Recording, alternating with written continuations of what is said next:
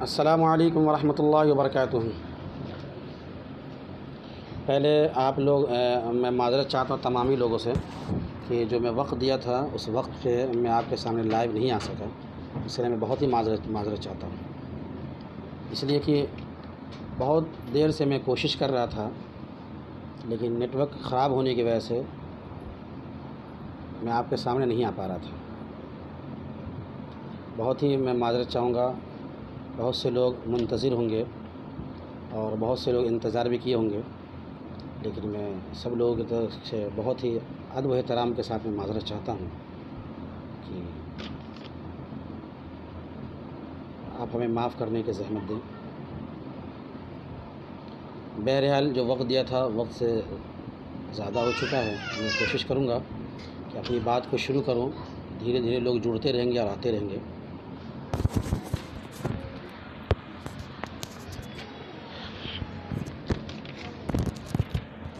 السلام علیکم ورحمۃ اللہ وبرکاتہ۔ الحمد للہ وکفی وسلام علی عبادہ الذین اصطفی، اما بعد فاعوذ باللہ من الشیطان الرجیم، بسم اللہ الرحمن الرحیم۔ ما اصاب من مصیبۃ الا باذن اللہ۔ میرے پیارے دوستو، میں دعا کرتا ہوں کہ اللہ رب العالمین آپ تمامی لوگوں کو خیر و عافیت کے ساتھ رکھے۔ ای رمضان المبارک کا جو مقدس مہینہ چل رہا ہے، اللہ رب العالمین اس مہینے کی جو وقت بچا ہوا اس کی قدر کرنے کی ہمیں توفیق عطا فرمائے۔ اس وقت ہمیں جو بات کرنے کی، اس وقت پوری دنیا، ہندوستان نہیں بلکہ ہندوستان سے باہر پوری دنیا اس وقت انسان حیران و پریشان ہے، کافی پریشان ہے۔ ایک وائرس کو لے کے پوری دنیا پریشان بنی ہوئی ہے، یقین حراست میں ہے۔ یہ بہت بڑی آزمائش ہم لوگوں کے لیے بہت بڑی آزمائش ہے۔ اللہ رب العالمین سے دعا کرتا ہوں کہ اللہ تعالیٰ اس مصیبت کو جلد سے جلد ہم لوگوں سے ٹال دے۔ بات ہمیں یہ کرنی ہے کہ اے جو امت مسلمہ، ہم مسلمان، یہ مسلمانوں پہ آزمائشیں کیوں آتی ہیں؟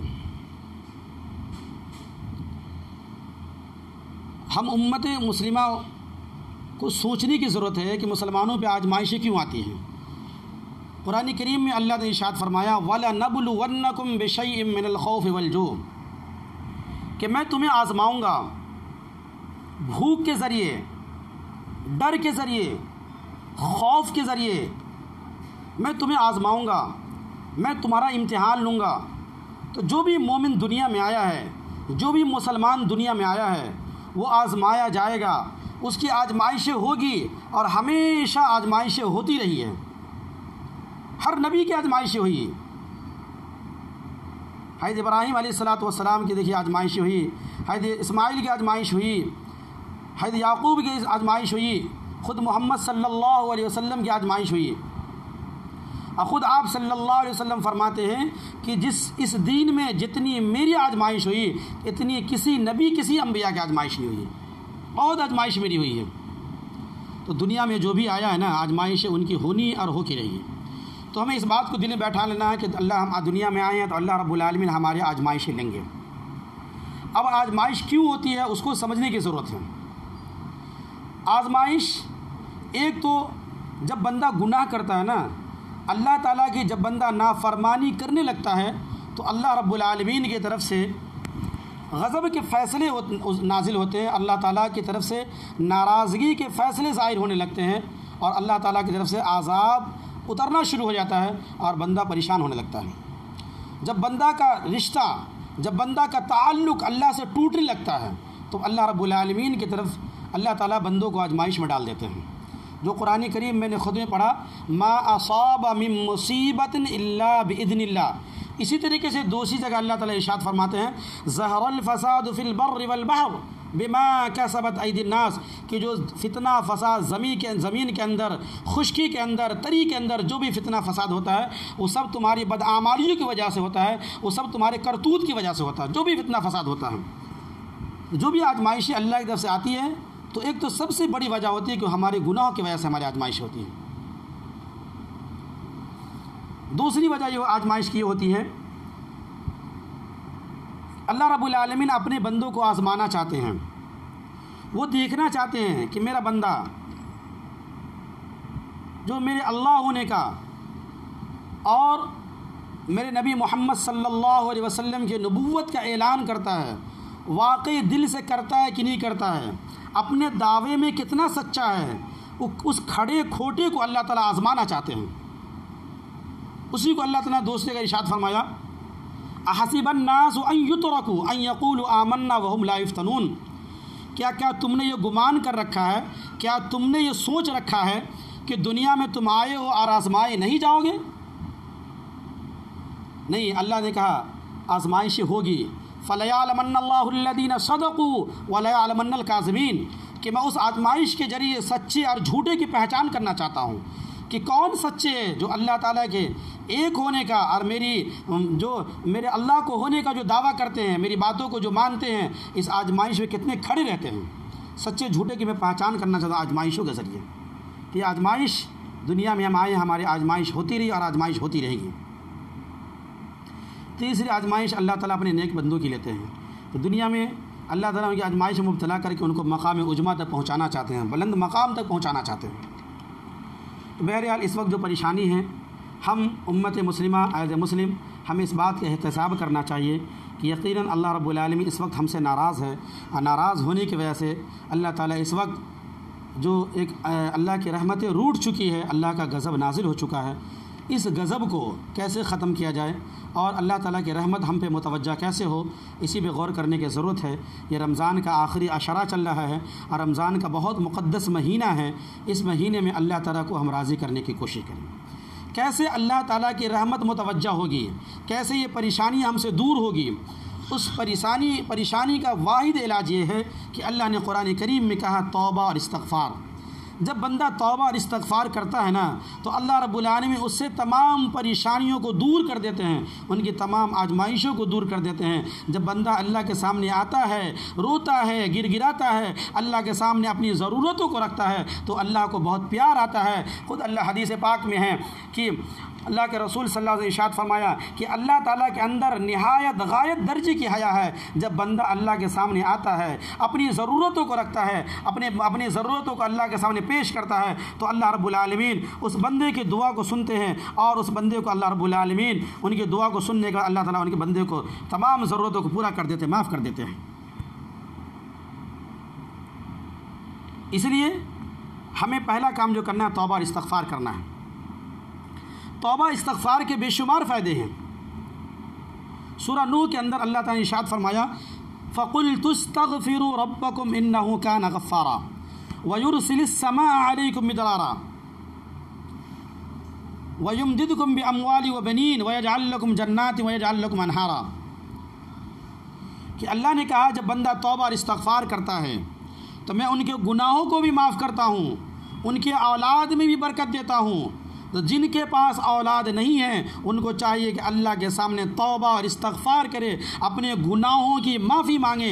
جو رزق سے پریشان ہیں، مالی حالت سے جو پریشان ہیں، وہ اللہ کے سامنے توبہ استغفار کرے۔ اللہ کا وعدہ ہے وَيُمْدِدْكُمْ بِأَمْوَالٍ وَبَنِينَ وَيَجْعَلْ لَكُمْ جَنَّاتٍ وَيَجْعَلْ لَكُمْ أَنْهَارًا، کہ میں تمہارے مال میں خوب برکت دوں گا، میں تمہارے اولاد میں برکت دوں گا، تمہارے باغ و باغیچوں میں خوب برکت دوں گا۔ تو جب بندہ اللہ کے سامنے توبہ استغفار کرتا ہے تو اللہ رب العالمین اس کو گناہوں کو معاف کر دیتے ہیں، اللہ تعالیٰ ان کے لیے اولاد میں برکت دیتے ہیں، ان کے مال میں برکت دیتے ہیں، اللہ ان کی تمام ضرورتوں کو پورا کر دیتے ہیں۔ تو ہمیں توبہ اور استغفار کرنا ہے، اور یہ مصیبت کو ٹالنے کا ایک واحد ذریعہ توبہ اور استغفار ہی ہے۔ اللہ تعالیٰ نے قرآن کریم میں کہا کہ اس امت میں سے مصیبت جب امت دو کام کرے گی نا، امت کے اندر دو صفت جب موجود ہو، دو کام، تو اس امت پہ عذاب نہیں آ سکتا ہے۔ پہلا کام وہ کہ اس امت کے اندر وہ تو ہو چکا، اس امت میں جب تک نبی اکرم صلی اللہ علیہ وسلم موجود رہیں گے، اس امت پہ ایک ساتھ مصیبتیں نہیں آ سکتی، پریشانیاں نہیں آ سکتی۔ جب تک آپ صلی اللہ علیہ وسلم حیات سے تھے، اس امت میں جو مصیبتیں، جو پریشانیاں عذاب کی شکل میں، وہ نازل نہیں ہوا۔ دوسرا اللہ نے جو واحد علاج بتایا ہے وَمَا كَانَ اللَّهُ لِيُعَذِّبَهُمْ وَأَنْتَ فِيهِمْ وَمَا كَانَ اللَّهُ مُعَذِّبَهُمْ إِلَى آخر، کہ جب دو کام بندہ کرنے لگے نا، ایک تو محمد صلی اللہ علیہ وسلم موجود ہو تو آزمائش نہیں آئے گی، یہ تو ہو چکا، یہ ہمارے لیے ممکن نہیں ہے۔ دوسرا کام جو اللہ بتایا کہ جب بندہ توبہ اور استغفار کرتا رہتا ہے، جب بندہ استغفار کرتا ہے، اللہ کے سامنے توبہ کرتا ہے، تو اللہ تعالیٰ اس وقت اس امت میں، جب تک بندہ توبہ کرتا رہے گا اس وقت تک اللہ تعالیٰ اس امت میں، اس قوم میں عذاب نازل نہیں فرمائیں گے۔ تو ہمیں توبہ اور استغفار کرنا ہے۔ توبہ استغفار کے ذریعے ہی مصیبت ٹل سکتی ہے، ہماری زندگیوں میں نکھار آئے گا۔ جب تک ہم توبہ استغفار نہیں کریں گے ہمارے زندگی میں نکھار نہیں آ سکتا ہے، اور ہمارا جو رشتہ ہے اللہ سے نہیں جڑ سکتا، اور اللہ کی رحمت ہماری طرف متوجہ نہیں ہو سکتی ہے جب تک ہم توبہ اور استغفار نہیں کریں گے۔ تو جو بھی گناہ کیے ہیں اللہ کے سامنے نہایت عاجزی انکساری کے ساتھ اپنے گناہوں کی توبہ کیجیے۔ یہ رمضان کا آخری عشرہ، یہ رمضان کا بہت قیمتی تحفہ اللہ نے ہم سب کو نوازا ہے۔ نہ جانے آئندہ سال رمضان میں ہم میں سے بہت سارے لوگ ہیں یا نہیں رہیں گے، اس لیے اس مہینے کی قدر کرتے ہوئے ہمیں اللہ رب العالمین کے حضور میں اپنے گناہوں سے معافی مانگنا ہے، اللہ سے توبہ کرنا ہے۔ آپ پوری انسانیت کے لیے، ہندوستان کی سالمیت کے لیے، ہندوستان کی سلامتی کے لیے، پوری دنیا کی سلامتی کے لیے دعا کرنا ہے کہ اللہ رب العالمین تمام انسانیت پہ اللہ رحم کا کرم کا معاملہ فرمائے۔ یقیناً ہماری گناہوں کی وجہ سے اور اللہ رب پوری انسانیت اللہ نے عذاب میں گرفتار کر رکھا ہے، اسی ہمیں اللہ رب العالمین کے سامنے توبہ اور استغفار کرنا ہے۔ توبہ استغفار کریں گے تو اللہ تعالیٰ یہ رمضان کا جو آخری عشرہ دیا ہے، ادخل من النار، جہنم سے آزادی ہوتی ہے۔ بہت سارے لوگوں کو اللہ تعالیٰ اس مہینے میں، اس آخری عشرے میں جہنم سے نکال کے جنت کا فیصلہ فرما دیتے ہیں۔ اور رمضان کا عشرہ اس لیے ہمیں ملا بھی ہے کہ ہم اپنی مغفرت کرا سکیں، اللہ کے سامنے اپنی مغفرت کروائیں۔ اگر جو رمضان کا مقدس مہینہ ملنے کے بعد اگر جو شخص اپنی مغفرت نہیں کرواتا ہے، اللہ کو راضی نہیں کرتا ہے، تو اللہ کے رسول صلی اللہ علیہ وسلم جن بد دعا پہ آمین کہہ رہے تھے، غور سے سنیے، حضرت جبرائیل 3 بد دعائیں دے کے گئے۔ ایک وہ شخص جو رمضان کا مقدس مہینہ پائے اور اپنی مغفرت نہ کروا لے، اللہ کو راضی نہ کر لے، وہ شخص ہلاک و برباد ہو جائے۔ دوسرا وہ شخص جو اپنے والدین کو دونوں کو یا دونوں میں سے کسی ایک کو بڑھاپے کے عالم میں پائے اور اپنی مغفرت نہ کروا لے، وہ شخص بھی ہلاک و برباد ہو جائے۔ تو آپ صلی اللہ علیہ وسلم نے فرمایا آمین۔ تیسرا وہ شخص جس مجلس میں آپ صلی اللہ علیہ وسلم کا نام آئے اور جو آپ صلی اللہ علیہ وسلم پہ درود شریف نہ بھیجے، وہ شخص بھی ہلاک و برباد ہو جائے۔ تو آپ صلی اللہ علیہ وسلم نے کہا آمین۔ یہ 3 بد دعائیں حضرت جبرائیل علیہ الصلوۃ والسلام دیے تھے، جس پہ آپ صلی اللہ علیہ وسلم نے آمین کہا تھا۔ اس لیے اپنے پہ رحم کرتے ہوئے اس مہینے کی قدر کیجیے۔ یہ جو 8-9 راتیں بچی ہوئی ہیں، اہتمام کرے 8-9 رات جاگے۔ جاگنے کا مقصد گپ بازی کر کے یا فون پہ ادھر ادھر بات کر کے اپنے وقت کو ضائع نہ کرے۔ ذکر و اذکار میں قرآن کریم کی تلاوت اور ذکر و اذکار کلمہ کے ذکر، استغفار پر استغفر اللہ ربی من کل ذنب واتوب الیہ، استغفر اللہ الذی لا الہ الا هو الحی القیوم واتوب الیہ، استغفار کی کثرت کرے، کلمے کا ذکر کرے، ذکر و اذکار پڑھے، نوافل کا اہتمام کریں، جو اللہ سے خصوصاً دعا مانگیں۔ یہ دعا مومن کو بہت بڑی نہیں، جو بھی پریشانی ہے، جو بھی آپ کا پریشانی ہے، مال کی تنگی، اولاد کی تنگی، کاروبار کی تنگی، یا جو بھی پریشانی آپ کے پاس ہے، کھانے پینے کی جو بھی پریشانی ہے، 2 رکعت اللہ کے سامنے اپنی ضرورتوں کو رکھیے، اپنی حاجتوں کو رکھیے اور اللہ سے مانگیے، اللہ آپ کی ضرورتوں کو پورا کرے گا۔ اور جو بندہ اللہ سے نہیں مانگتا، یہ متکبرین کی علامت ہے، یہ تکبر کی علامت ہے۔ اور جو بندہ اللہ کے سامنے مانگتا ہے، اللہ سے دعا کرتا ہے، یہ متواضعین کی صفت ہے، یہ عاجزی کرنے والوں کی صفت ہے۔ تو ہمیں اللہ کے سامنے نہایت عاجزی کے ساتھ دعا مانگنا چاہیے، اپنے گناہوں پہ دعا مانگنا چاہیے۔ اگر کوئی بھی غلطی ہوگی ہم سے، تو زندگی میں جو بھی غلطی ہوئی ہے اس غلطی کو بھول جائیے۔ جو غلطی ہوئی ہے اللہ تعالیٰ خود کہہ دے تو اپنے جان پہ ظلم کر لیا، یا ایھا الذین، کہ جو بھی غلطی تم سے ہو گئی ہے، لا تقنطوا من رحمت اللہ، اللہ کے ذات سے نا امید مت ہو، بالکل نا امید مت ہوئیے۔ اللہ کے علاوہ کون ہے جو آپ کی ضرورتوں کو پورا کرے گا؟ کون ہے جو آپ کو اولاد دے گا؟ کون ہے جو تمہاری ضرورتوں کو پورا کرے گا؟ ایک ہی اللہ ہے نا۔ اللہ نے کہا یا ایھا الناس انتم الفقراء، اے لوگو تم سب کے سب فقیر ہو، میں مالدار ہوں، میں بے نیاز ہوں، میں غنی ہوں، تم مجھ سے جو مانگو میں تمہیں دوں گا۔ اللہ کے سامنے نہایت عاجزی کے اپنی ضرورتوں کو رکھیے، اللہ سے مانگیے۔ جب بندہ اللہ تعالیٰ سے مانگتا ہے اللہ کو بہت پیار آتا ہے، اللہ تعالیٰ بہت خوش ہوتے ہیں۔ اور جو بھی زندگی میں گناہ ہوئی نا، اس گناہ کے پیچھے توجہ مت دیے، اس سے عاجزی کے ساتھ گناہ کی جو غلطی ہوئی ہے اس سے توبہ کی، یقین اللہ رب العالمین ہمارے گناہوں کو معاف کر دیں گے، ہمارے گناہوں کو معاف فرما دیں گے اللہ رب العالمین۔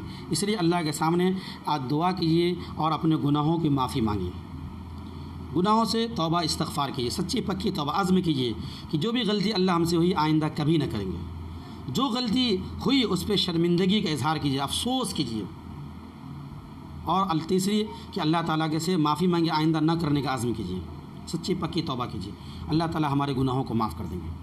جب بندہ اللہ رب العالمین سے دعا کرتا ہے تو 3 چیزوں میں سے کچھ نہ کچھ ضرور ملتی ہے۔ جو بندہ کبھی کبھی ہم دعا مانگتے ہیں اور ہماری دعا قبول نہیں ہوتی ہے، ہم پریشان ہوتے ہیں کہ اتنی دعا کرتا ہوں، اتنی اللہ سے دعا مانگتا ہوں، میری دعا قبول نہیں ہوتی ہے، تو آپ پریشان ہو رہے ہیں۔ اللہ تعالیٰ کہتے ہیں کہ جب بندہ میرے سامنے کوئی دعا مانگتا ہے نا، میں 3 چیزوں میں سے ایک چیز ضرور عطا کرتا ہوں۔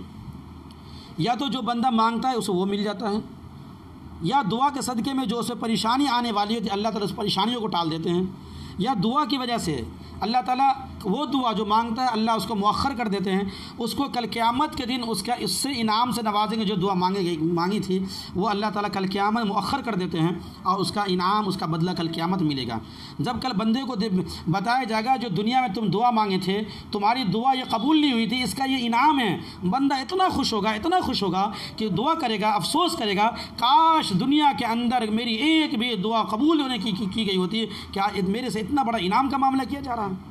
تو جب بھی بندہ اللہ سے دعا مانگتا ہے تو 3 چیز ان کو ضرور ملتی ہیں، یا تو جو مانگتا ہے وہ مل جاتی ہیں، یا اس پہ سے آنے والی پریشانیاں ٹال دی جاتی ہیں، یا وہ دعا بہتر بدلے کے لیے کل قیامت کے آخرت کے لیے وہ مؤخر کر دی جاتی ہے۔ تو نہایت عاجزی کے ساتھ دعا مانگنا چاہیے، لیکن دعا مانگنے کی شرائط ہے کہ دعا ان لوگوں کی قبول ہوتی ہے کہ جن کا کھانا حلال ہوگا، انہی کی دعا قبول ہوگی۔ تو سب سے پہلے اس بات کی کوشش کیجیے کہ ہم دعا جو کر رہے ہیں ہمارا کھانا حلال ہو، حلال مال کھائیے، حرام سے پرہیز کیجیے، حرام مال کھانے والے کی دعا قبول نہیں ہوتی، حرام پینے والے کی دعا قبول نہیں ہوتی، حرام کپڑا پہننے والے کی دعا قبول نہیں ہوتی۔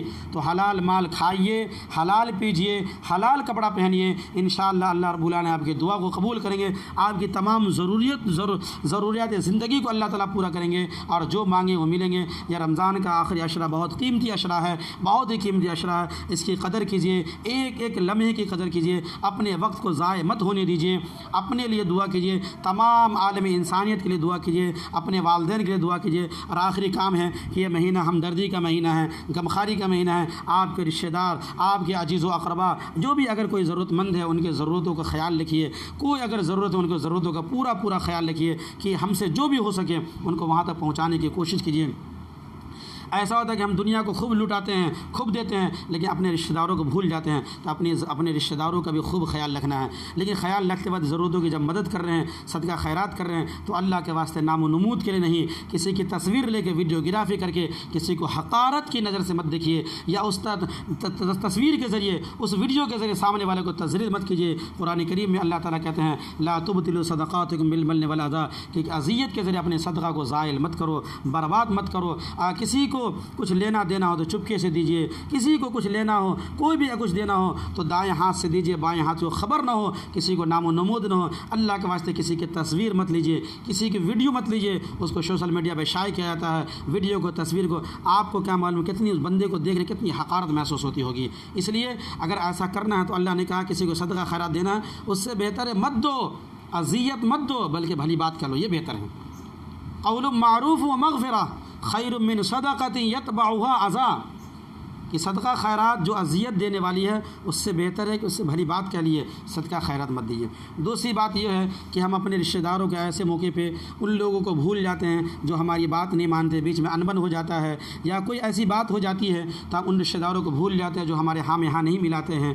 تو یاد رکھیے اللہ کے رسول صلی اللہ علیہ وسلم زوجہ محترمہ حضرت عائشہ پہ بہت بڑا تہمت لگا تھا، اور اس تہمت لگانے پہ مصطح ابن اساسہ بہت پیش تھا، بہت آگے تھا۔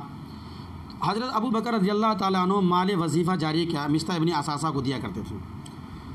جب پتہ چلا کہ مصطح ابن اساسہ میری بیٹی پہ تہمت لگایا ہے تو حضرت ابو بکر نے اپنا مال وظیفہ روک لیا۔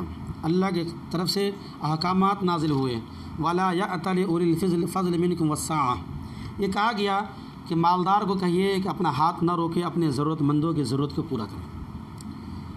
اسے بہت بڑا پیغام ہے کہ اگر کوئی میرے ساتھ اگر برا بھلا کوئی رشتہ دار کرتے ہیں تو جو ہمارا حق ہے ان تک پہنچائے، ان کی ضرورتوں کو پورا کریں۔ اور یہ رمضان کا آخری عشرہ ہے، اللہ رب العالمین جب صدقہ خیرات کریں گے، توبہ استغفار کریں گے، تو اس عشرے میں اللہ رب العالمین بہت سے لوگوں کو جہنم سے نکال کے جنت میں ڈال دیتے ہیں۔ لیکن 4 لوگوں کی اس عشرے بھی مغفرت نہیں ہوتی ہے، 4 لوگوں کی اس عشرے کے اندر بھی اللہ تعالیٰ مغفرت نہیں کرتے، ان کی مغفرت نہیں ہوتی۔ پہلا شخص وہ جو اپنے والدین کی نافرمانی کرتا ہے، اپنے ماں باپ کے بات کو نہیں مانتا ہے، ان کا اگر دل دکھایا تو اس سے معافی تلافی کر لے. اگر آپ کے ماں باپ ناراض ہے، چاہے جتنی نیکیاں کر لے، آپ کی مغفرت نہیں ہوگی. دوسرا وہ شخص جو اپنے رشتہ داروں سے قطع تعلق کرتا ہے، رشتہ داروں سے لڑتا ہے، جھگڑتا ہے، اسے بات چیت بند کر لگتا ہے، ایسے شخص کی بھی اللہ تعالیٰ مغفرت نہیں فرماتے. تیسرا وہ شخص جو شراب پیتا ہے، شراب پینے والے کی بھی اس عشرے میں، اس مہینے مغفرت نہیں ہوتی. چوتھا وہ شخص جو دل کے اندر کینہ اور کپٹ رکھتا ہے، کینہ رکھنے والے کی بھی اللہ تعالیٰ اس عشرے کے اندر مغفرت نہیں کرتے ہیں. تو اگر ہم میں سے کسی کے والدین اگر ناراض ہے تو معافی تلافی اللہ اپنے پر ہم کرتے ہوئے اللہ سے واسطے اپنے ماں باپ کو راضی کر لیجئے. دل میں کوئی کینہ ہے تو دل کو پاک صاف فرما لیجئے. اور اگر ہم میں سے کوئی رشتہ دار کسی کے ناراض ہے تو ان سے معافی تلافی کر لیجئے. کوئی اگر شراب کی عادی ہے تو شراب کو چھوڑ دیجیے اور اللہ کی طرف پلٹ جائیے. نہ جانے ہم میں سے آج کون ہے، کل کون نہیں رہے گا. ہماری زندگی کا کوئی ٹھکانہ نہیں. دنیا میں انسان چلتے چلتے اس دنیا سے چلا جاتا ہے. کل اللہ کی عدالت میں ہم جائیں گے تو اللہ تعالیٰ ہم سے سوال کریں کیا لے کر کے آئے ہو، تو اللہ کو ہم کیا جواب دے پائیں گے. تو کچھ کیجیے تاکہ اللہ تعالیٰ کو دنیا میں ہم جب جائیں تو کچھ لے کر کے ہم جائیں. اللہ تاکہ میرا مولا ہم سے پوچھے تو کچھ کہہ سکے اللہ کچھ نہیں تھے، اللہ کے کچھ اللہ کو راضی کر کے آیا ہوں. اللہ مولا تیرے نبی صلی اللہ علیہ وسلم کی جو پیغام لے کے اس کے میں عمل کر کے آیا ہوں. اگر ایسا کر کے جاتے ہیں تو یقین جانیے ہماری دنیا بھی کامیاب اور آخرت بھی کامیاب رہے گی. جو بات بتائے گی اس پہ اگر ہم عمل کریں گے تو ہماری زندگی فیملی لائف اسٹائل ہے وہ بھی اچھا گزرے گا. مل جل کے رہیں گے، خوشی محسوس ہوگی اور آخرت میں بہت بڑا انعام ملے گا. اللہ رب العالمین سے دعا کرتا ہوں کہ اللہ رب العالمین ہم تمام لوگوں کے اس رمضان کے مہینے کو نجات کا ذریعہ بنائے. اور جو وبا اس وقت پریشانی آئی ہو کرونا وائرس کے ذریعے، اللہ اس پریشانی کو جلد جلد ٹال دے، اس کو ختم کر دے. پوری ہندوستان سے بلکہ پوری دنیا سے اللہ تعالیٰ ختم کر دے. اللہ تعالیٰ سے دعا کرے اللہ تعالیٰ اس ملک کے اندر امن و شانتی کا ماحول پیدا فرمائے، اخوت بھائی چارگی کا ماحول پیدا فرمائے. اللہ تعالیٰ اس ماحول کے اندر اس ملک کی حاسدین کی حسد سے، فتن کے فتنے سے اور شریر کے شر سے اس ملک کی حفاظت فرمائے. اللہ تعالیٰ ہم سب کی جان کی مال کی حفاظت فرمائے. میں دعا کرتا ہوں کہ اللہ تعالیٰ اس مہینے کو ہم سب کی نجات کا ذریعہ بنائے. اس مہینے کے جو وقت بچا ہوا اس ایک ایک لمحے کو ضائع مت کیجیے. اللہ کی طرف پلٹیے، اللہ کی طرف رجوع کیجیے. یقیناً اللہ رب العالمین ہماری دعا کو سنیں گے اور ہماری دعا کو قبول کریں گے. اللہ تعالیٰ سے دعا ہے کہ اللہ تعالیٰ ہم لوگوں کو کہنے سننے زیادہ مزید عمل کرنے کی توفیق عطا فرمائے. وآخر دعوانا الحمد للہ رب العالمین. آخر میں اپنے ان تمام احباب، تمام دوست اور بھائی بہنوں کا شکر گزار ہوں جو اپنا قیمتی وقت دے کر کے ہمارے اس لائیو ویڈیو کا انتظار کر رہے تھے اور ہمارے لائیو ویڈیو دیکھ رہے ہیں. میں شکر گزار ہوں اور میں دعا کرتا ہوں کہ اللہ تعالیٰ جو بات کہی گئی ہے اللہ تعالیٰ اس پہ ہم سب کو مجھے اس پہ عمل کرنے کی توفیق عطا فرمائے. وآخر دعوانا الحمد للہ رب العالمین. السلام علیکم ورحمۃ اللہ وبرکاتہ.